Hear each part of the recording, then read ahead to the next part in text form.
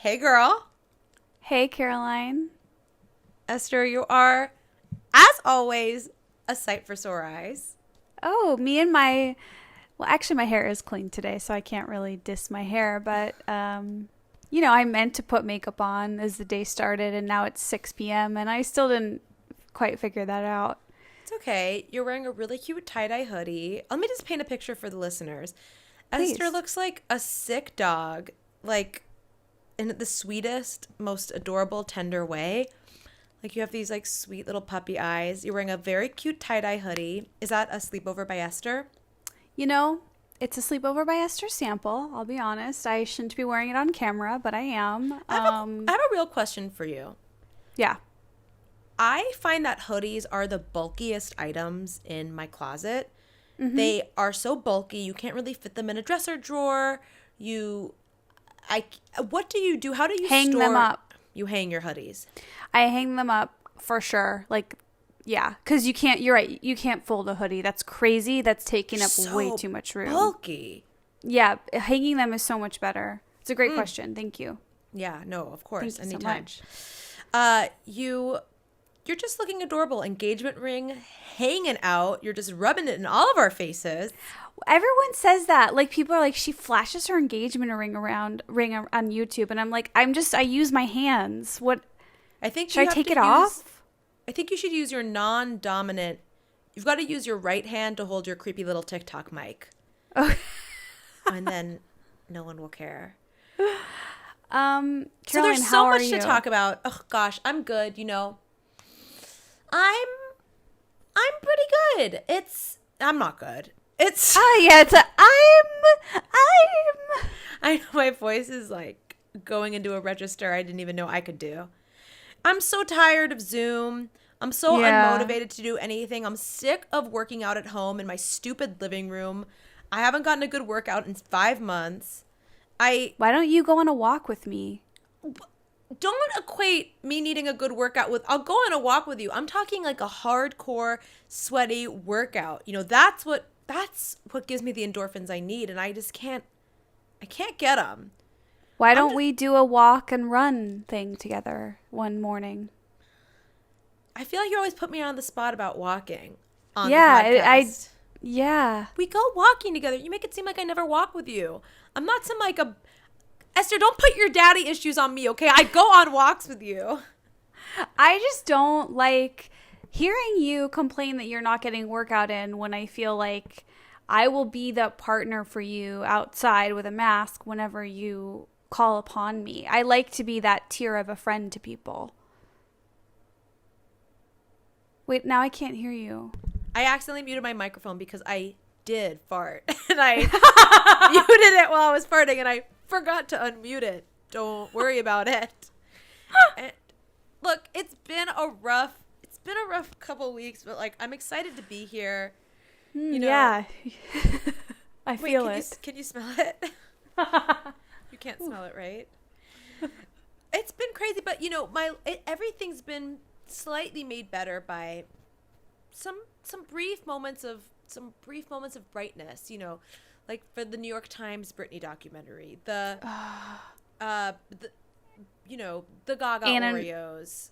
Anna Nicole Smith 2020 14 years later special. They're these bits and pieces, and we're gonna talk about all of that stuff. But overall, yeah, life is really fucking hard. I'm not gonna lie to you. But before we dive any further into our own complaints, let's take a second to feature a charity. I think Please. this is a really, really cool one. I don't think we've featured it yet. It was submitted by Glomy at Mighty Monica, and it's called Feed the Second Line. And we were told to not use the word charity anymore, so that's my bad. Why?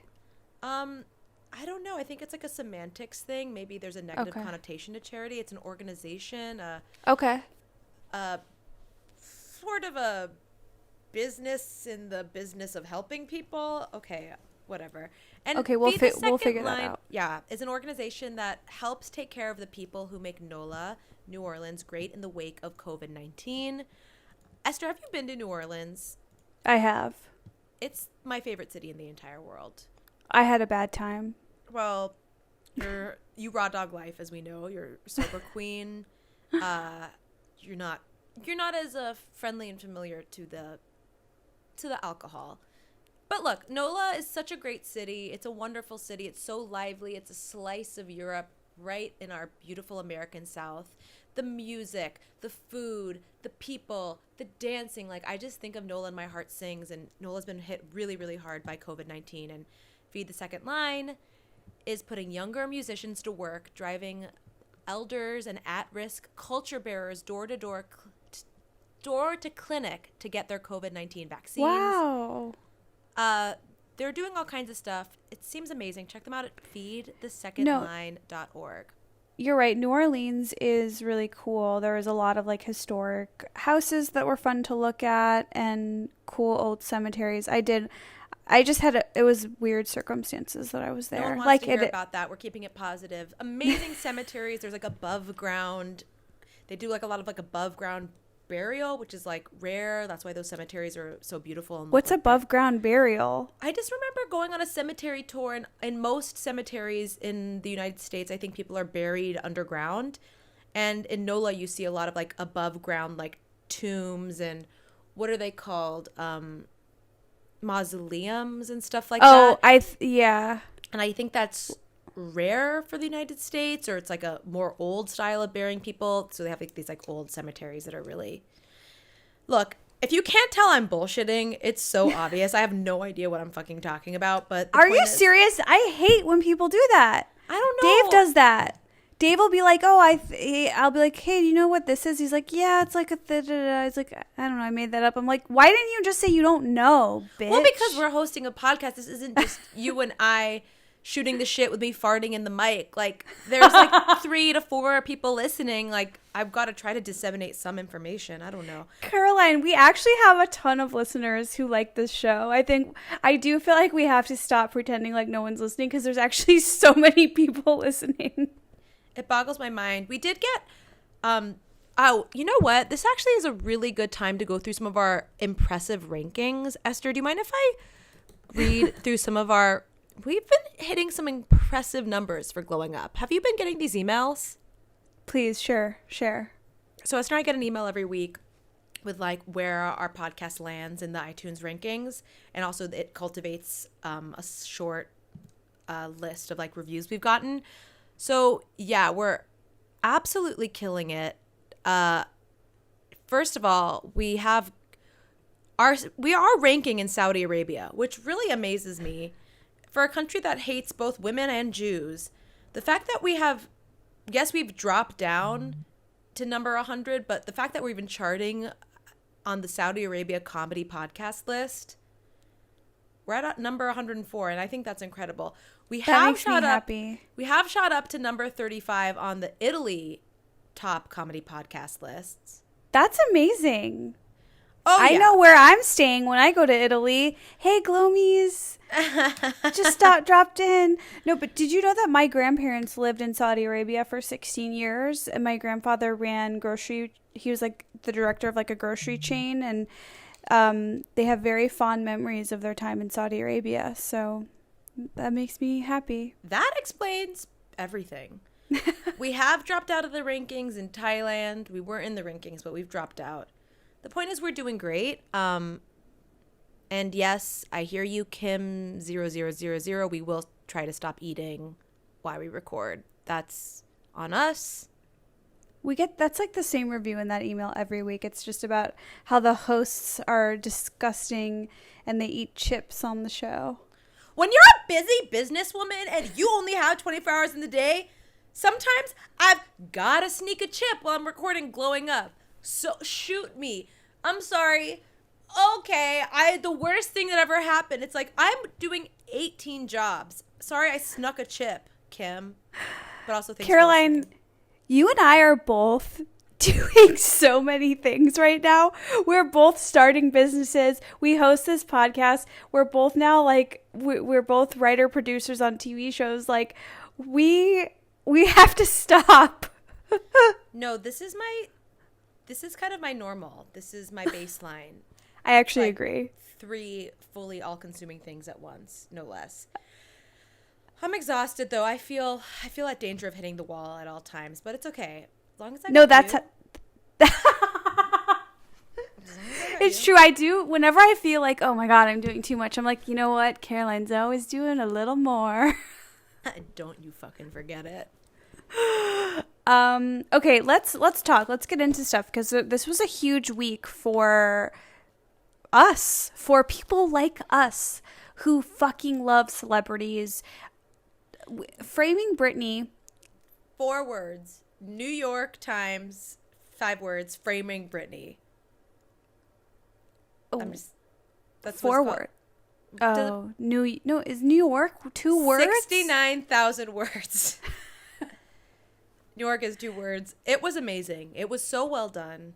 Well, wait, just so people know, if you haven't heard about it, you can watch it on Hulu. It aired on FX, but it's on Hulu now. It's called Framing Britney, and New York Times has this documentary series, and this week's episode was about fucking Britney Spears and the Free Britney movement. Caroline, take it away. So if you're a real tried and true Britney fan like Esther and myself, if you know who Sam Lufty is, if you know who Felicia is, if you already know a lot of the ins and outs of the story, you're not going to learn any new information from this, but it's a must watch no matter what. It is so well done. It basically takes you on a tight 45-minute journey from Britney's early rise. Who were the key players around her? You know, what was Jamie, her father's part in all of this? You know, as we know that it basically, like, the whole climax of the thing, it's all about the Free Britney movement and the fact that she's under this crazy conservatorship that has like very little legal precedence in our court system, like a pretty much woman who seems to have like, you know, she's not like, usually there for like elderly people or medically incapacitated people, but Britney is neither of those things from what we can tell. Point is, it's all building to the conservatorship, how it came about, why there are activists out there that are trying to hashtag Free Britney. But, you know, it takes us back to the beginning. It introduces us to the key players. And it's just a magical slice of documentary information. There's some amazing talking heads, lawyers that are directly or indirectly involved in the case. Britney's old assistant, this crazy woman, I shouldn't say that. This unhinged, deranged woman, Felicia. I think Felicia's perfectly fine. She's fun. Can I share my takeaway and as well as my qualifications? Please, I would love for you to. So my qualifications are I was pretty much raised by Britney Spears. I lived and died by her every word growing up. Every album, I had to buy it on Tuesday when it came out from Best Buy. She's just... I really am the woman I am today because of Britney Spears. Now, in the past few years, we're all watching Britney on Instagram and we're all seeing that she's not making sense. It's pretty sad. Like, it's obviously something that we've all had fun laughing at on social media, but it's actually, it's sad. It's really sad. She seems like she's not all there. She's very performative in a very childlike way. It just doesn't make sense. And so here's my takeaway from the documentary. They show her in interviews throughout the years having these real moments. And it reminded me that Britney was not always gone. Britney was actually quite the opposite. Britney was very much making creative choices, running her team. She was musically gifted and writing songs and sharing in interviews how the paparazzi she wanted them gone. She was very much with it. And that to me makes us so much sadder, is seeing where she's at now versus where she really was and how she really was like a high functioning human. And on top of that, one of the bigger things that they revealed is that Britney, when this conservatorship conversation began, specifically stated she didn't want her father to be in charge of it. And that didn't get taken into account, and her father became in charge of it. And so that's really scary to me. Like, what did Britney know about her dad that made her not want him to be in charge? And what's happening now that he is very scary to me. And finding out that he has such a direct vested financial interest as the person executing the conservatorship, whether or not it was him getting a cut of the gross ticket sales for her Vegas residency. You know, he's given a salary as the executor of the conservatorship. And then the way that they started the documentary and alluding to the fact that when Britney was just getting started out, Jamie's main concern was the financial aspect of it. When does she get paid? How much is she going to get paid if she becomes a star? What's the deal with the money? Like, there's clearly so much at play, and there's a lot of foul play happening. Do you know what it feels like? It feels like back when we all remember the moment when we realized the government is like working for the top people and they're not working for us, right? Like all the government is just like all these politicians are just trying to like make line their pockets, make money. They don't care about the people and their health care and all that shit. That's how shareholders democracy. That's right. That's how the country of Britney is being run. It's all about like, how does Jamie, her dad, get richer? How do the lawyers involved keep getting richer and get raises and make more money off of her? Nobody cares about Britney's well-being. They're just like, how do we keep getting richer off of her and make the system work for us? It's really such a sad recurring theme in her life. It just seemed like everyone around her treated her like a cash cow, abused and used her. And quite frankly, Lynn Spears, who I'm a little disappointed in, seems like she really took the back seat and is kind of like too little too late, tried to involve herself in the conservatorship and take a bigger part in Britney's life. But this is like only Is she trying to help? Is there any evidence, though, that she's trying or able to help at all? I think there was part of the documentary said that she petitioned to like have Jamie removed or like become one of the people that was like executing the conservatorship or whatever. But she's been used and abused by the people around her. And it's really quite depressing to watch. It's scary to me too, like who knows what meds she's legally bound to having to take. So that's the other thing, and this is getting a little speculative of us, but so I think, Esther, correct me if I'm wrong, Britney's been diagnosed with bipolar disorder. I'm not sure, but that sounds right. I think she's been diagnosed with bipolar disorder. And from what I understand, which is very little, the medicine that you get prescribed or you can get put on when you're bipolar it's strong shit. And it's like, it's not, you can't compare it to an SSRI. It really can, on the whole, like change a patient's demeanor or like can make them seem more out of it. Like, it's strong. We're not talking like Lexapro. We're not talking Prozac.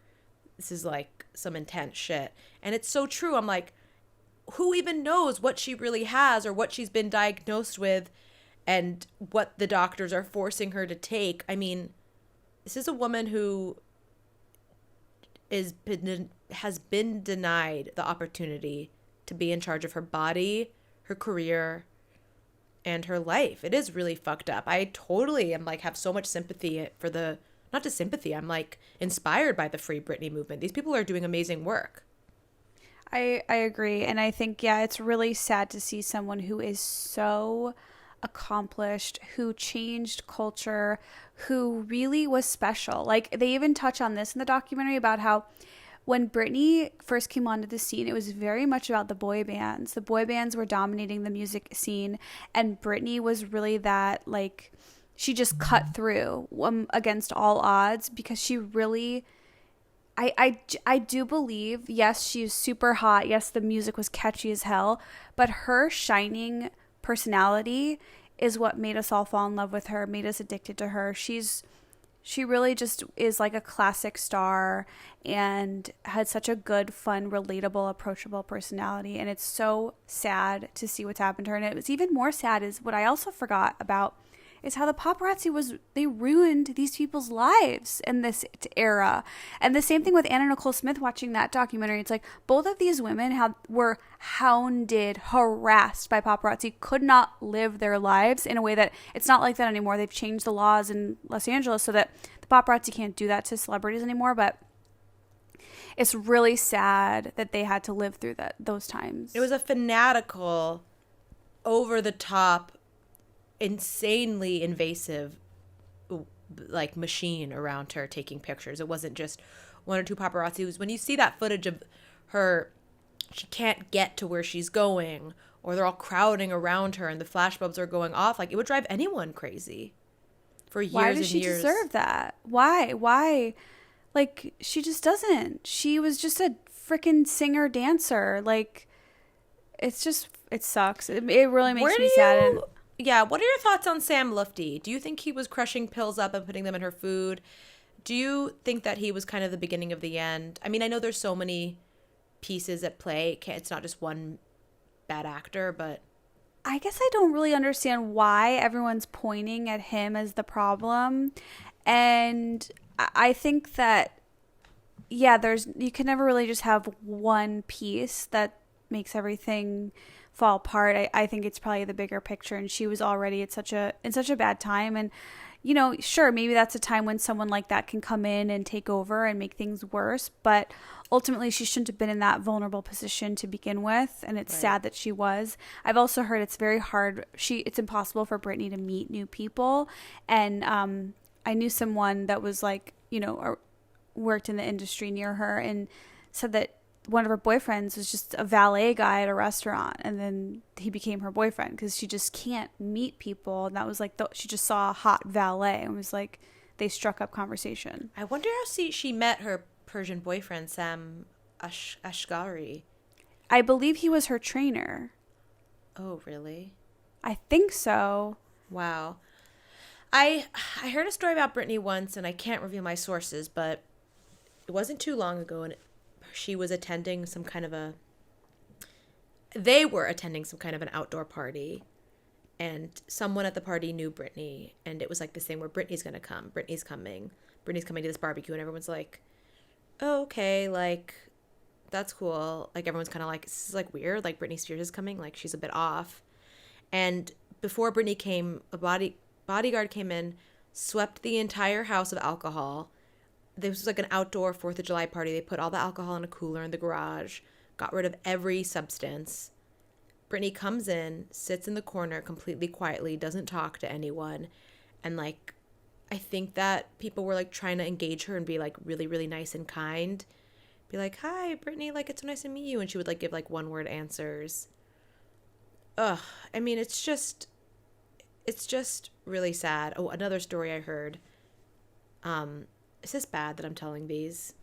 No, we need these. Another story I heard was like, I think it's a story that Leo DiCaprio was involved in. And like, there was some game of beach volleyball. Leo was in the game of beach volleyball.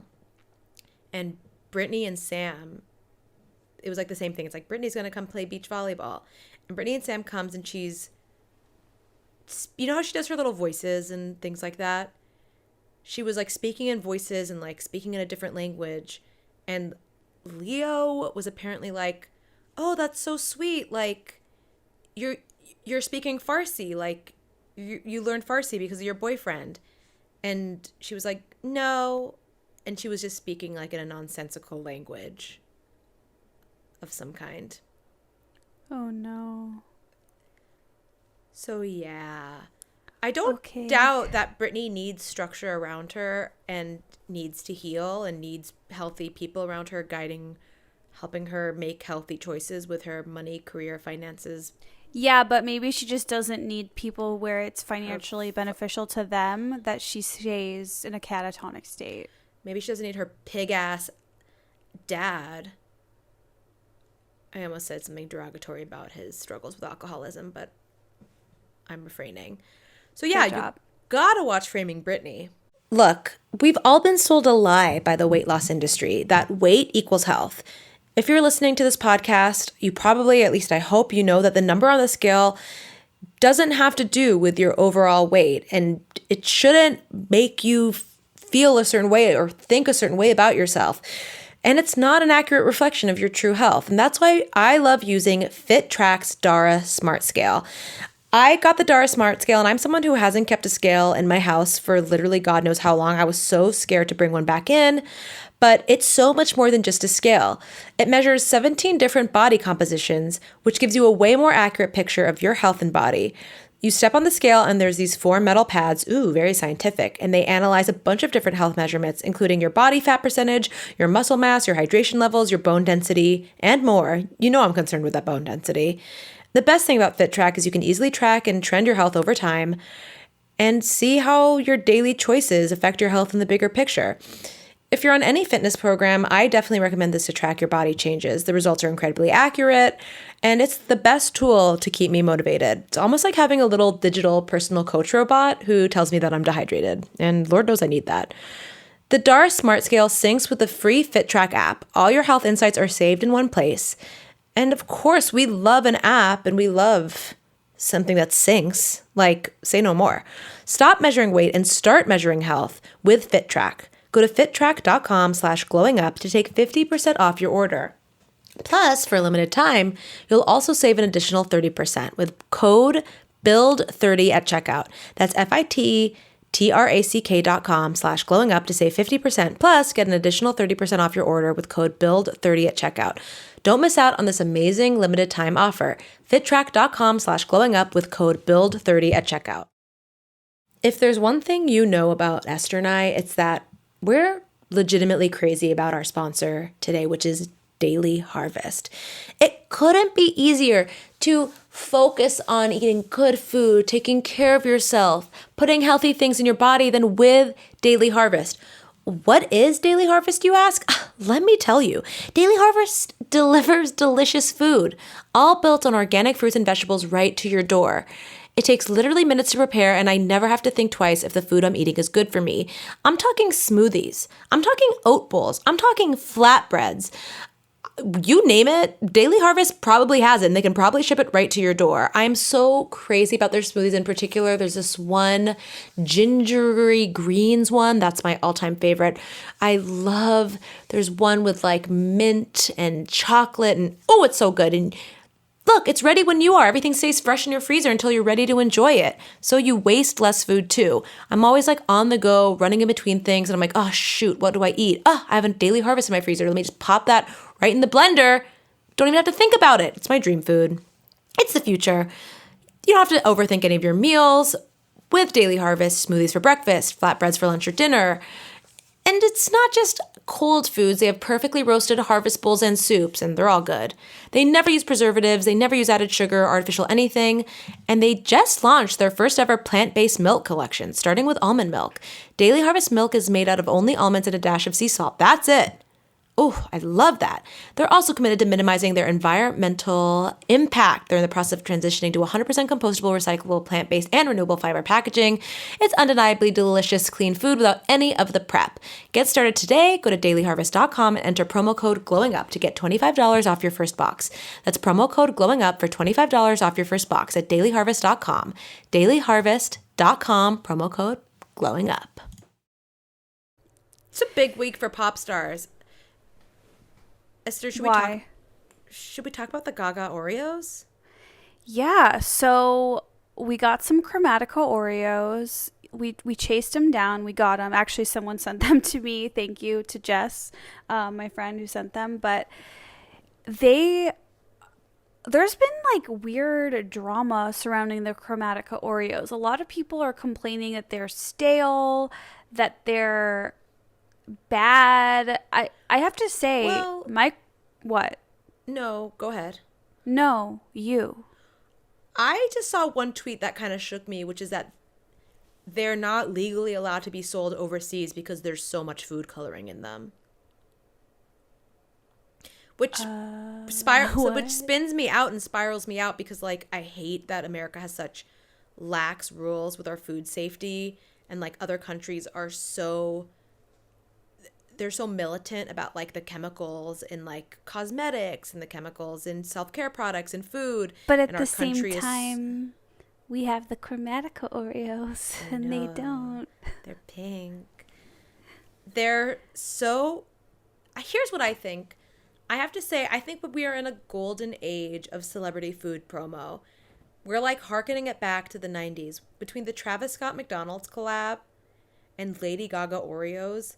Like, what is this, 1996? I love this. I actually have a hot take on the Oreos. Let me share. It's both good and bad. Like, so what people who haven't gotten their hands on these or haven't done the adequate research that we have done, They are not a special flavor. They are actually just dyed pink and green, pink cookie with a green frosting, but they have the flavor of a golden Oreo, traditional golden Oreo, which, you know, those are the yellow, the white sandwiches, which are my favorite Oreos. I think they're actually much better than regular Oreos. Yeah, they're really now, good. I would say, on one hand, that's great. They taste just like golden Oreos. I love them. I know them. I'm happy I have 4 packages. On the other hand, I'm buying packaging, food coloring, and I'm not getting that additional limited edition limited edition typical quality, which is a new flavor. And that's something that I really ultimately think is a very important part of the limited edition celebrity food snack. And for that reason, I'm out. Just kidding, but I do think that I was kind of disappointed. No flavor. What is, if you had to name off the top of your head, your favorite all-time celebrity food crossover event? I think I know Elvis. the answer. Yeah, you do. Yeah. It's the 2007, the Elvis themed peanut butter banana Reese's peanut butter cups. They're under my bed, my childhood home. I just think it was such a creative, perfect collaboration. They used he's famous for peanut butter banana sandwiches. They incorporated that into the Reese's. I thought it was perfect. So the chromatic Oreo, not as perfect of a collaboration by any stretch as the Elvis. Do you have is anything coming to mind for you?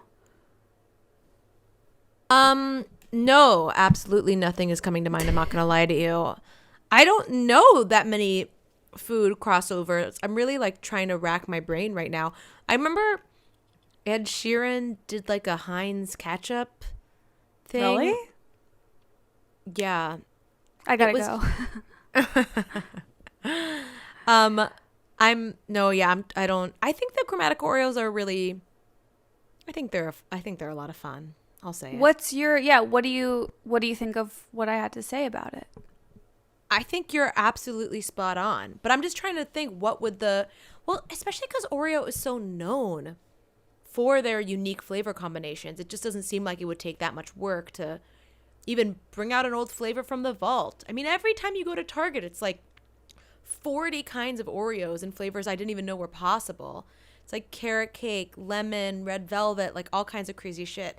If you had to guess, what would your dream Lady Gaga chromatic Oreo flavor be? That's hard because the colors are pink and green, so it feels like you're kind of limited to like watermelon which it has been an Oreo flavor. Ugh, that's hard. Gross. Sour apple. Ugh, yeah, I don't want it to be candy and like sweet and sickly. Yeah, I mean, I also think what you said is also a good point in the reverse direction. Like, Oreo already does tons and tons of limited edition wackadoo flavors that maybe Oreo is, while I'm glad we got this opportunity, maybe it's not the ultimately best version of a Gaga food collab. Maybe we want Gaga to collaborate with a brand that doesn't do lots of wackadoo stuff, and Gaga is going to be their foray out into a wackadoo type of flavor. That's an interesting point. The one thing that's coming to mind is I remember one time I had a generic store brand Oreo. It was like Kroger brand, and they had Pop Rocks in the cream. It was very unique, one of a kind. That would have been perfect for me with Gaga. I'm also remembering that this year Charli D'Amelio had her own Dunkin' Donuts beverage. She did? Yeah, it was called the Charli, and it was a cold brew with whole milk and 3 pumps of caramel swirl. I had to look that up. But yeah, I'm telling you, we're in a really good age right now. I think that this is just the tip of the iceberg. Age. Yeah, I think this is just the tip of the iceberg. This is Camelot. I do think something that would have made more sense or been more exciting was like if you took, let's say, like the Snickers bar and you made some crazy change to that. Like you made it have a mint. It was a mint Snickers. I mean, that doesn't make sense, but like just taking something a little more classic that doesn't get messed with as much and give that the Gaga makeover, flavor and color. Flavor and color, right. Well, it's funny because like when I think of Gaga, there's not like a flavor that comes to mind. It's like I know she likes Italian food, but I can't like picture her like holding a certain Starbucks drink or like talking about like a candy she likes. She's kind of under the radar in that way, which I love. Yeah. Anywho. Yeah. Well, really exciting stuff. We are so passionate about these things. It is pathetic. Look, I read books too. This happens to be what we're talking about. Like, I could throw down on like, you know, Marxism, but like, please do. Please take the floor. I just getting a call in the other room. It's so you didn't go ahead. No, I have nothing. You didn't watch the Anna Nicole Smith 2020 special. I did. It's really good. I highly recommend watching it. It's just kind of your classic Anna Nicole historical, you know, education. Learn anything? I didn't learn anything new, but I will say I like to just reiterate how fascinating it is that Anna Nicole Smith and J. Howard Marshall's son fought over that fortune, and they both died before it became resolved, which that to me is mind-blowing. Maybe it's simple and makes sense, but I just can't. They've had these legal battles for years and years, and both passed away before they figured it out. I'm just always surprised at how much they loved each other. Esther, what was the podcast you told me to listen to? It was so good. That You're Wrong About. Yeah, You're Wrong About the Anna Nicole Smith episode is really good. Yeah. Really insightful, really good. Yeah, people don't realize that Anna and J. Howard Marshall actually did have like a really long-lasting love affair, and she did really love him. And maybe, it wasn't like a sexual thing, but he paid for her life. He took care of her when she had nothing, and she loved him for it. You know, he was like a grandfather to her that was also attracted to her, which is fine. That's weird, but it's fine. And kind of reminds me of another two people I know. Who's that? You and me. No, it's not sexual. But is there love? Is there a lot of love there? Is there care? Do you pay me in fizzy beverages? I fight over your United Sodas fortune. Me and Dave. She told me I could have it. She told me. Verbal contract. We're so sick. Wait. Okay. I need Glow Me help. I need to put out the Glow Me signal. I need help. Okay. Oh, yeah. My TMJ is so fucked up. It's so bad. My mouth guard doesn't help me. I saw this girl, this Pilates teacher I follow on Instagram, Core by Caroline. Interesting name. She's who is thickens. It really? Who is she really? This whole time rips off Mission Impossible mask. It was me the whole time. Sorry. Okay, continue. She posted that she got Botox for her TMJ and that it was very successful. Highly recommends it. I posted on Instagram. A few people messaged me that they really recommend it. If Glomies are out there with experiences with Botox for TMJ, please hit me up on the DMs. And also, especially if you've done it in LA and you like have a recommendation, I'm really like, I need to fight this chronic jaw, neck, and head pain that I deal with, and I think this could be it. So the Glow Me signal is out. And how are you, and I know you're not going to like this, but from what I remember about bruxism and the guests we've had on that have talked about bruxism, you know, it's a very complicated issue that's connected to our overall well-being, like, for example, our stress levels, some people recommend incorporating a meditation practice to try to combat some of the... No. You're shaking your head. I'm not going to ever meditate. Okay? Right. That settles that. Right. I will wash the dishes and think peacefully and listen to a podcast. I will take a walk. I will fold the laundry while I listen to something. I'm not going to sit and do nothing. It's not possible for me. All right. And let's drop it. Do you do that? I'm in the same boat as you. I do my moving meditations. I don't know. I don't know why I suggested you meditate. It was cruel. It was callous. It was offensive. Rude. It was I was out of line. I was completely out of line. I was out of pocket. You're a mistake. I am a mistake. This was a mistake. And I'll see myself out. I'm so sorry. Hey guys, so it's no secret. It's 2021 and it's totally okay to talk about our mental health and happiness, okay? We're not meant to keep everything inside. It makes us literally, physically, emotionally, and mentally sick. And therapy helps so much. I do therapy. It helps me all the time. And I really think everyone, if they're interested, should do therapy as well. Therapy can be whatever you want it to be. I mean, maybe you're not feeling motivated right now. Maybe you're feeling stuck in life. Maybe you're insecure in your relationships or at work. It doesn't matter what it is. If you feel you need it, it's time to stop being ashamed of normal human struggles and start feeling better because you deserve to be happy. And now you don't have to worry about finding an in-person therapist near you to help. BetterHelp is a customized online therapy that offers video, phone, and even live chat sessions with your therapist, so you don't have to see anyone on camera if you don't want to. It's much more affordable than in-person therapy, and you can start communicating with your therapist in under 48 hours. Join the millions of people who are seeing what therapy is really about. See if it's for you because you are your greatest asset. This podcast is sponsored by BetterHelp. And Glowing Up listeners get 10% off their first month at betterhelp.com/glowingup. That's betterhelp.com/glowingup.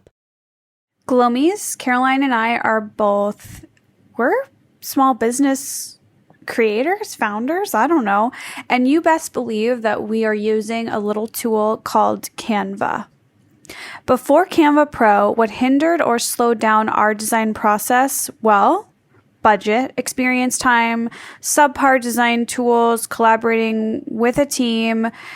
We wished we had better tools to achieve our bigger design ideas. And now that we have Canva Pro, our content, our designs, everything is next level, especially if you are starting a business and you need to make a deck, or you're working on your website, or even just social media stuff. Canva Pro is absolutely like a necessary tool. And I didn't know about it until Caroline told me, actually.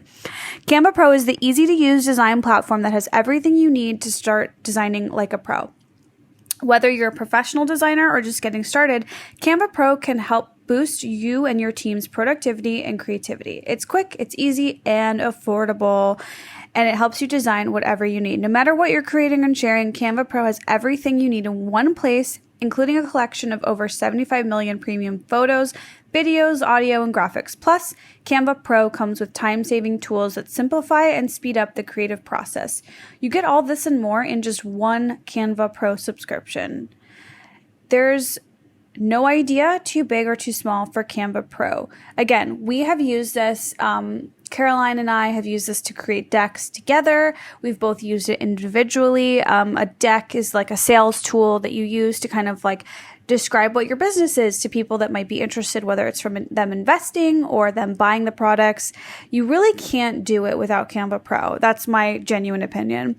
You can design like a pro with Canva Pro right now. You can get a free 45-day extended trial when you use our promo code. Just go to canva.me/glowingup to get your free 45-day extended trial. That's canva.me/glowingup, canva.me/glowingup. Should we talk about Valentine's Day, Esther? Let's do it. I think, if I'm not mistaken, the day that this episode is coming out is 3 days after Valentine's Day. No, this comes out this week. This is right before Valentine's Day. Oh my God. Happy Valentine's Day, Glomies. Glomies, yeah, you're our Valentines. This is the episode that comes out before Valentine's Day.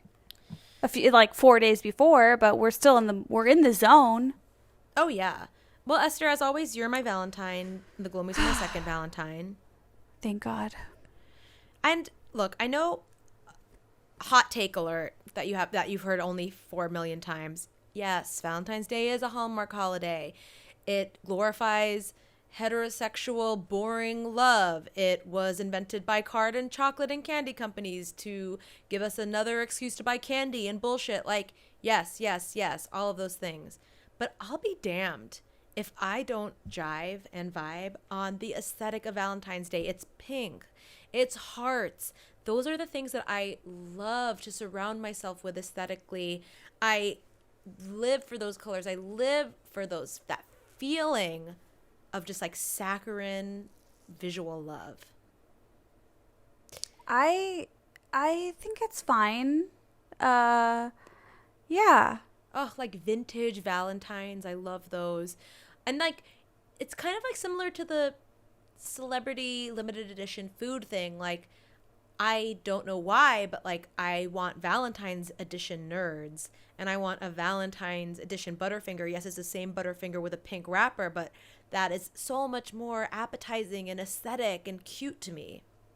You're actually getting me really in the mood to like pop on down to Walgreens and just roam the candy aisle and just see what the corporations have in store for me. I want to see a heart-shaped Snickers. I want to see things, you know. You've really gotten at something there. The real Valentine for me are big conglomerate corporations.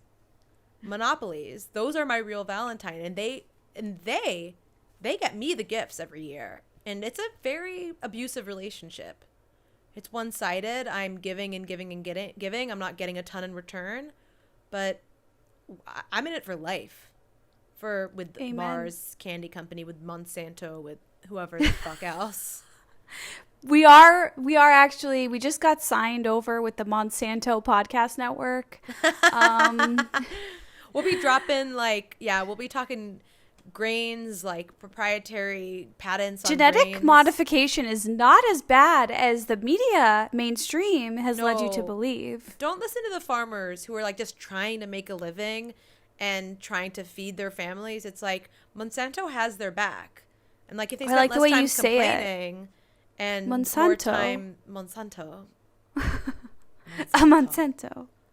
Okay, we made lists. Yeah, Esther and I thought we'd do a fun little thing. And we made lists. Caroline had the brilliant idea to make lists of romantic gifts I wish someone would get me for Valentine's Day. We each have a list of things that apply. So, yeah, I'm not going to get any of these things. I want to make it like 100% clear. Same. It's not even an option. It's not on the horizon. It's like not even in play. I'm just going to scroll through. What? Yeah. No, I mean, I'm excited. I'm so excited to hear what you wish that someone would get you. I'm going to scroll through my list right now. My romantic gifts I wish someone would get me for Valentine's Day. One is a slutty schoolgirl skirt. I really want like the perfect little schoolgirl skirt. I'm on the hunt. I'm going to find it. All these are just things I'm going to get myself. I love how good. I imagine you're so good at role playing. That's like the image I have in my mind. I don't know how true it is, but it's not. I would love to be a fly on the wall and watch you role play. For me, it's always so hard to role play because I put up a defense wall of like jokes and humor that like I have to make it funny. Yeah, I do that too, and you can just lean into that and like that works. I'll try. But anyway, I'm excited to hear what else you have. Slutty schoolgirl skirt. I actually saw a cute one on LA Apparel. I'm probably going to get that one. As you know, I love Behave candy. It's sweet, but doesn't have a lot of sugar. I want that for Valentine's Day. I want a Postmates gift card or a DoorDash gift card because I spend so much money on those programs that they're apps. That I would just love to like order a few meals and feel like I'm not paying for them. I also want, here's something I want hoodies and sweatpants, and I'm not just saying that because I'm going to be selling them soon. I'm addicted. Don't you have enough? Never. Don't you dare. Okay, another thing that, two more things. One, I would love for my fiance for Valentine's Day to just say, this week I'm cleaning everything. Like, you don't even have to put your plate away. Like, I'm going to take care of everything. I would love that. And then the last thing is an item I haven't purchased. I've been eyeing it for years. I'm very curious. Is one of those Ember mugs that heats your beverage and keeps it at like a warm temperature all day. I'm just curious about that. I feel like that would be a cute Valentine's Day gift. That's my list. That was a great list, Esther. Thank you. Okay, so the first thing, and I think it's very on theme with what we've been talking about today, it's a celebrity branded sex toy. It's the Lily Allen Womanizer Vibrator. Oh my God. I have it. You do? I went to the sex store and looked at all the vibrators and was like, I think I just have to get the one with the celebrity on it. And then that was that. It's her version of the Womanizer, which is an established vibrator brand. And the key is that it's a clit sucking vibrator. And I've never used one. I've only heard amazing things. Care to comment? I would say it's like fine. It's not like, I don't know. I read a hot tip today in the comment. It's good. I mean, it forms a aggressive seal around your clitoris and it sucks on it. I mean, it's crazy. It's like a sea monster. And I did read a hot tip today that you have to use a lot of lube for what it's worth. I don't know if that. What? I don't know. That's what I read. Why would you need? Don't kink shame me for reading comments. I'm not going to stand for this. I don't know. My body, my choice. I just can't picture why you would need that, but I'm open to it. Well, I really want it, and I love Lily Allen. Do you want to share mine? Can we put it in like a, what are those like baby UV, like a UV sanitizer thing that people put their phones in? Just throw it in there for like 30 seconds. I always want lingerie. In the same way that you like sweatpants and sweatshirts, I love sexy, lacy, adorable lingerie. I've really tried to up my game recently and buy lingerie from smaller, female-owned, kind of like left-of-center brands. I'm trying to like actively stay away from fucking Epstein-adjacent Victoria's Secret and all that shit. So shout out to... Is that why Victoria's Secret is like not doing well? Well, they suck, first of all. Like, I don't have the receipts for you, but I'm sure it's like sketchy labor practices. Can we do a deep dive into Victoria's Secret at some point? Well, what is his name? I'm blanking. Les Moonves? No. The head of the company that owned Victoria's Secret was like a very close Epstein confidant, and like Epstein made a lot of his early fortune from like wealth managing this guy's portfolio. I can't fucking remember it. But the point is, sorry. What shout are the out brands? to Cup, CUUP. They make these beautiful like sheer balconette bras. I love Else lingerie. It's on the higher price point. It's all the lingerie is handmade in Turkey, and it is some of the most beautiful lace patterns. It's gorgeous stuff. And major shout out to Lonely. I think it's called Lonely Brand lingerie, and just such a cool like message. It's like about like you should feel good on your own in your lingerie. It's like not for anyone else. And I've gotten some really beautiful things from all three of those brands recently. I love jewelry. I make no ifs, ands, buts about it. I love jewelry. In particular, I love small stacking rings, like little like fine, delicate little like diamonds or like what have you. I love my gold chains. I love my interesting gold charms on my gold chains. Like I have this gold snail that I bought in Hungary, or this like really cool evil eye that I got in Israel. Like I love anything that falls under those categories. So I would love some gold stackable rings, some cute, unique, one-of-a-kind gold charms, or I really want some sort of a nameplate necklace in Farsi, maybe like my mom's name in Farsi. Those are like... I have a nameplate necklace recommendation. It's this brand called Litzy Love, Litzilove. It's this woman. She makes them in Montreal, small woman-owned business. She made me a necklace that says sleepover, and it's like... I'm showing it on the YouTube. It's very cute. I love it. But I would love... I'm sorry, I totally interrupted you. But I would love... to know where we could find dainty, tiny little stackable rings. I bought some from this affordable. Yeah, that's the thing. Affordable's tough, and I also have to say I will not budge on this. Only solid gold. I will not do gold plated. I will not do gold fill. It has to be solid gold. If I can't wear it, because if I can't wear it in the shower, if I can't wear it while I'm living my life, I don't want anything to do with it. I want my jewelry to last forever. I want it to have integrity and heft. I don't need it to get to wear down and have like the varnish wear off and the patina and like the whole thing. It's like, what's the point? I want things that last forever. Great note. Thank you. I love that.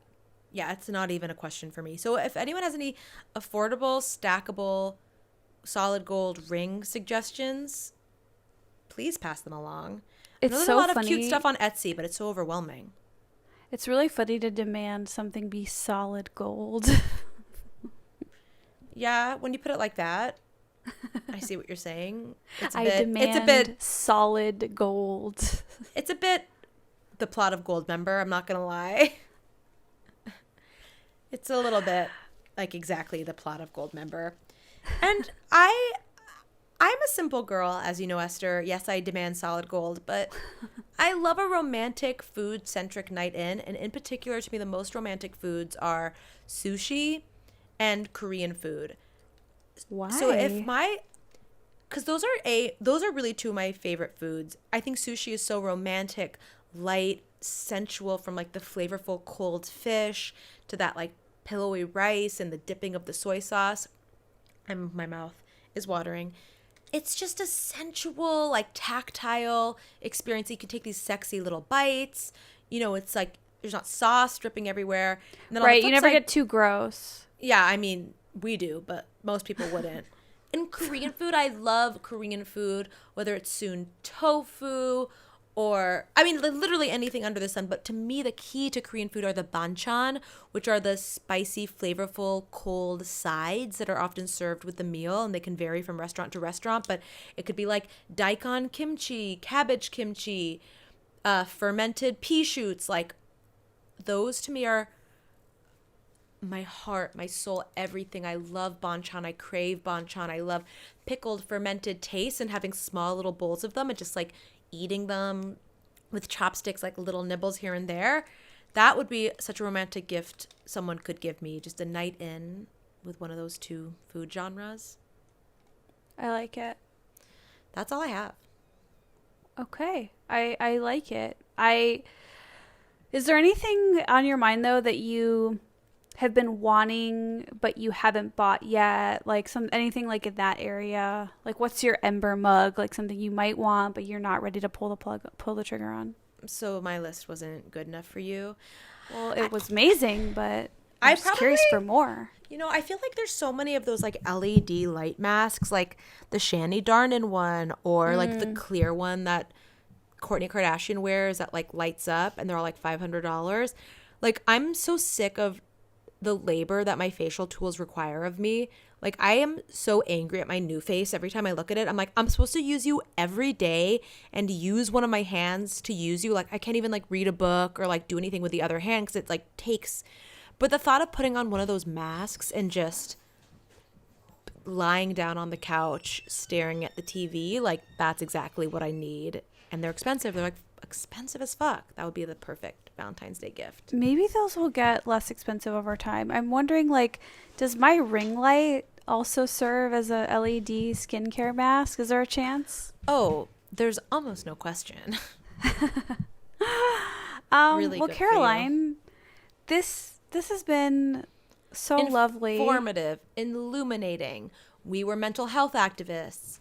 We are celebrity food sources of wisdoms, repositories even. I mean, what can't we do? Educate, learn ourselves. Don't answer that. No, this was so much fun. I love chatting with you. It was really great meeting you. I hope that, what did you say your name was? So nice to meet you. I hope we can work at some point together in the future. Kevin? Egbert. Okay, well, you guys, Glowmies, thanks for listening, and we appreciate you guys have been posting the show. You are genuinely helping us grow, and you are showing us by doing so that you love the solo episodes. We will keep these coming, but send us feedback. Let us know what you want to hear more of, less of, what you like, and as always, post the show on your social media. We'll repost you, and we will really appreciate that you did it. Caroline has a tinned fish company, believe it or not. It's called Fishwife, and you can find out more about it at eatfishwife.com. Caroline, anything we should know right now about Fishwife? Our smoked tuna, which is one of our hero products, is back in stock this week. As you're listening to this, you'll be We'll announce it at some point this week. So keep an eye out for that. Follow us at Fishwife on Instagram, and you'll be the first to know when it's back. And you can finally get your hands on our delicious Fishwife smoked tuna. It's the best tuna in the entire world. I cannot wait to try that. The salmon blew my life away. It's so good. I cannot wait till that's back in stock.